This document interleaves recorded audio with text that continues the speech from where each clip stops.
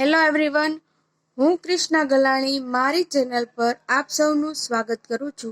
આપણે સૌએ લાસ્ટ લેક્ચરમાં ધોરણ 6માં હિન્દીમાં લાસ્ટ લેક્ચરમાં આપણે એક જગત એક લોક નામની કવિતા પાઠ્યપુસ્તકમાંથી સમજી. હવે આજે આપણે સ્વાધ્યાય પોથીમાં આ કવિતાના સવાલ જવાબ અને પ્રશ્નોત્તરી સમજીશું. તો અહીંયા કવિતાનો એક સરળ અર્થ આપેલો છે, એ પહેલા આપણે જોઈ લઈએ. यह संसार एक मानव लोक है. इस दुनिया में रहने वाले सभी लोग एक जैसे सम्मान के हकदार है. रात में एक ही चंद्रमा सारे संसार में अपनी चांदनी फैलाता है. दिन में एक ही सूर्य सारे संसार को प्रकाशित करता है. हम सब एक ही धरती पर और एक ही आसमान के नीचे रहते हैं. हमें मिलने वाले प्रकाश, हवा और पानी एक ही है. हम सबके जीवन में सुख दुख भी एक जैसे हैं. हमारे शरीर एक जैसे हैं. हम सबके खून का रंग एक सा है. हमारे शरीर की बनावट एक जैसी हड्डियों से हुई है. हमारे प्राण भी एक जैसे हैं. हम आनंदित होकर सुंदर राग छेड़े. हम समानता और पारंपरिक प्रेम के गीत गाए. रात दिन घर घर में यही गीत गूंजे कि हम सब एक जगत एक लोक के निवासी हैं. संसार के सभी राष्ट्रों में एकता का भाव लाना हमारा सबसे बड़ा कर्तव्य है. हम सब मिलकर प्रगति करें, सबके साथ न्याय हो, मानवता की रक्षा हो, यही हमारा धर्म बने. हम सब मिलजुल कर विश्व शांति के निशान यानी झंडा उसको हवा में लहराए और इस तरह अपनी एकता साबित करे. હવે प्रश्न 1. निम्नलिखित प्रत्येक प्रश्न के उत्तर के लिए दिए गए विकल्पों में से सही विकल्प चुनकर क्रम अक्षर प्रश्न के सामने दिए गए बॉक्स में लिखिए. पहलू छे हम सबका जीवन खाली जग्या की कहानी है तो के सुख दुख की, એટલે જવાબ આવશે ઓપ્શન બી.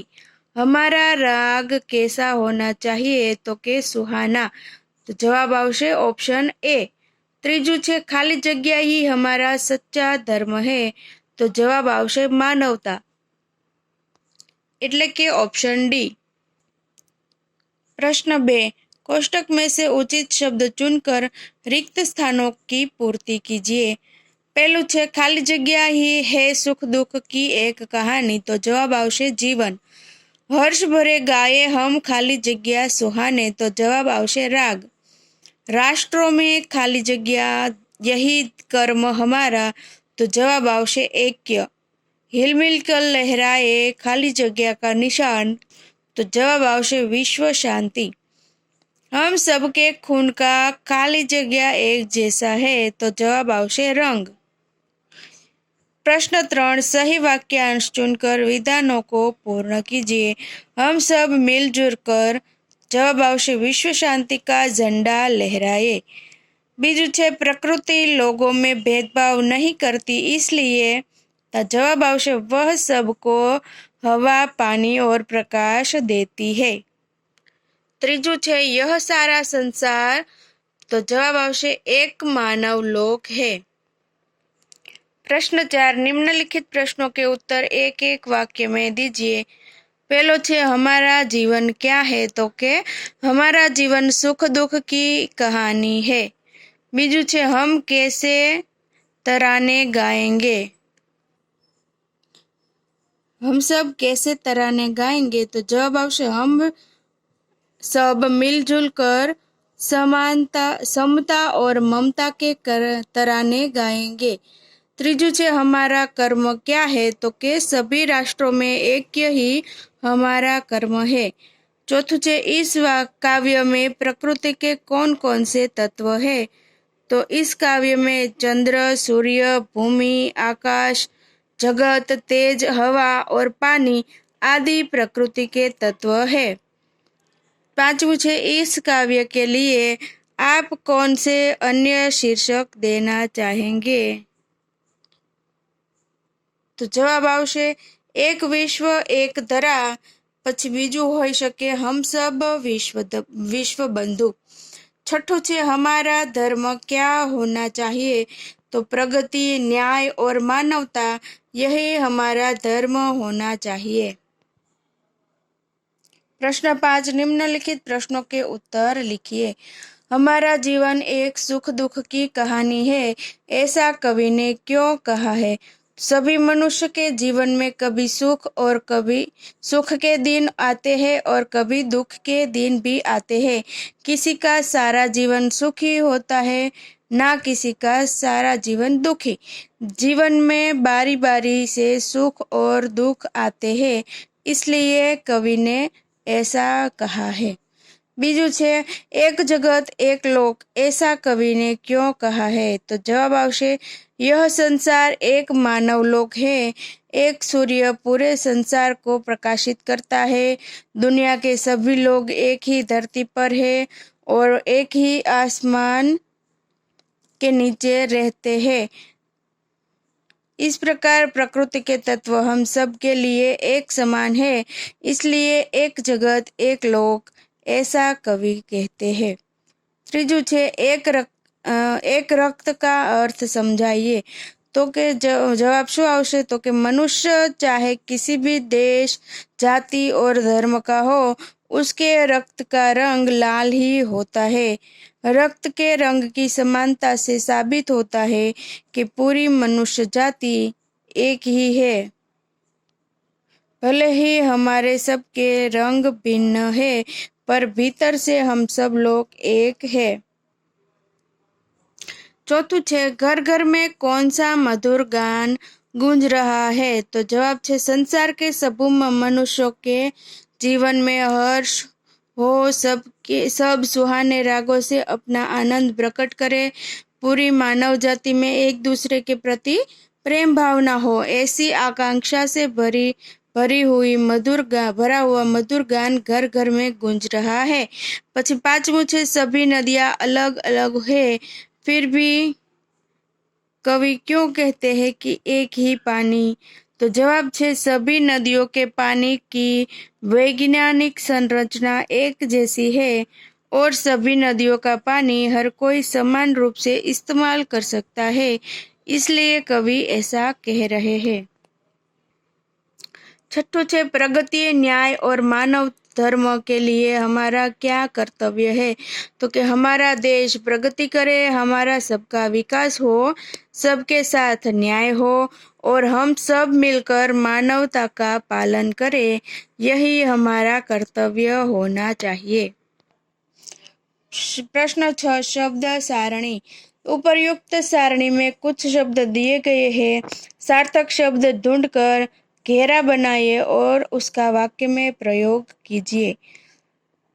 तो जे सारणी आपवामां आवी छे तेमां अहींया जुओ आ ऊभी लाइन बने छे महाभारत, पछी अहींया बने छे पारसी, मंदिर, गुरु ग्रंथ साहिब, साईं, रामायण, सीख, हिंदू, मुस्लिम, अवेस्ता अने मस्जिद। बराबर। चालो तो हवे आपणे आ शब्दोनो शब्द प्रयोग करी वाक्य लखीए। महाभारत, तो महाभारत माटे शुं लखीशुं? तो के महाभारत एक महान काव्य है। बीजू छे पारसी, तो के पारसी लोग दूध में शक्कर के जैसे हमारे साथ घुल मिल गए हैं। अवेस्ता, तो अवेस्ता पारसियों का धर्म ग्रंथ है। पछी मस्जिद, तो मस्जिद में नमाज पढ़ी जाती है। हिंदू, तो हिंदू धर्म दुनिया में सबसे बड़ा और सबसे पुराना है। गुरु ग्रंथ साहिब, तो सिख समुदाय का धार्मिक पुस्तक गुरु ग्रंथ साहिब है। सिख, तो सिख समुदाय अपने शौर्य के लिए जाना जाता है। मंदिर, तो मंदिर में हम भगवान की पूजा करते हैं। रामायण, तो रामायण में भगवान राम की कहानी बखूबी बताई गई है। साईं, तो साईं बाबा एक फकीर थे। मुस्लिम, तो कि मुस्लिम ईद मनाते हैं। प्रश्न 7, विरुद्धार्थी शब्दों की जोड़ी मिलाइए। तो पास नो विरुद्धार्थी थशे दूर, शुभ तो अशुभ, चेतन तो जड़, जीवन तो मृत्यु, स्वामी तो दास अने प्रकाश तो एनो विरुद्धार्थी थशे अंधकार।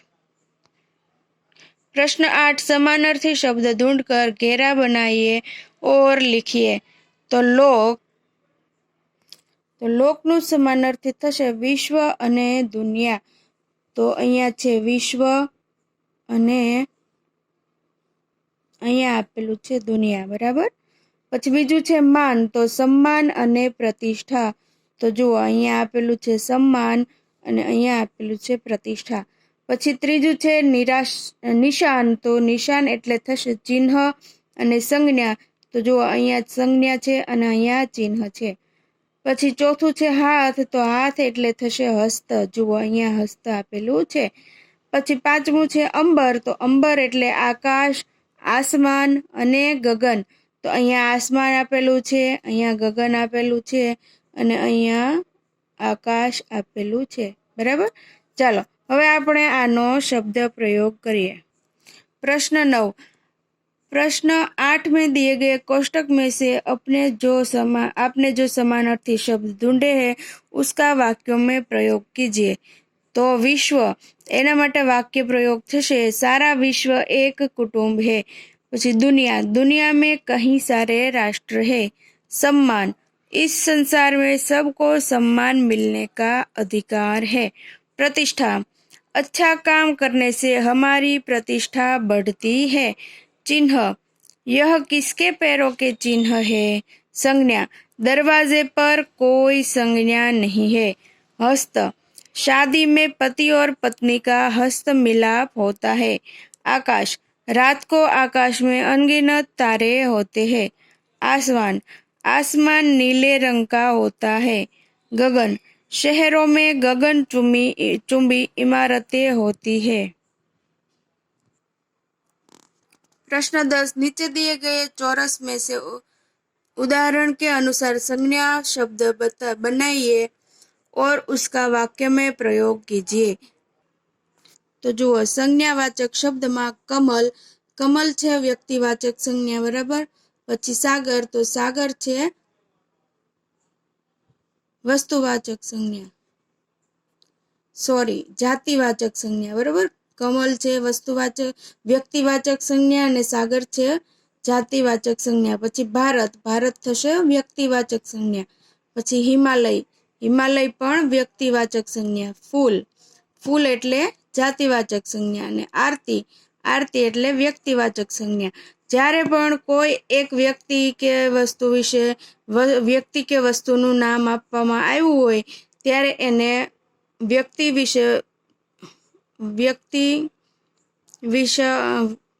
વ્યક્તિવાચક સંજ્ઞા કહેવામાં આવશે.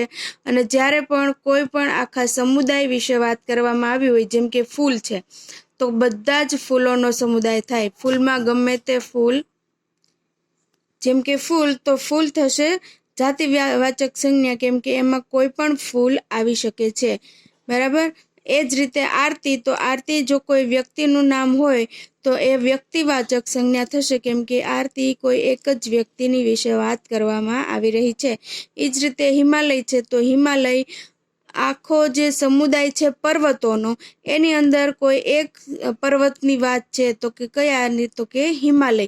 એટલે હિમાલય બનશે વ્યક્તિવાચક સંજ્ઞા, બરાબર.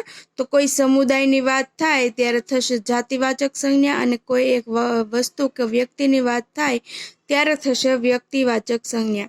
ચાલો હવે આપણે એનો શબ્દ પ્રયોગ કરીએ. તો કે તાલાબ મેં કમલ ખिले है. પછી સાગર માટે તો કે સાગર की शोभा बहुत सुंदर है. પછી ભારત માટે તો કે ભારત हमारा देश है. પછી હિમાલય તો કે हिमालय पर्वत है. પછી आरती तो कि आरती मंदिर में हो रही है. प्रश्न 11, प्रकृति के बारे में 5 वाक्य लिखिए. तो जवाब है प्रकृति हमें जीवन जीने के लिए जरूरी संसाधन पर्याप्त कराती है. प्रकृति के तत्व सबके लिए है. बिना भेदभाव के प्रकृति सबको सारी सुविधाएं देती है.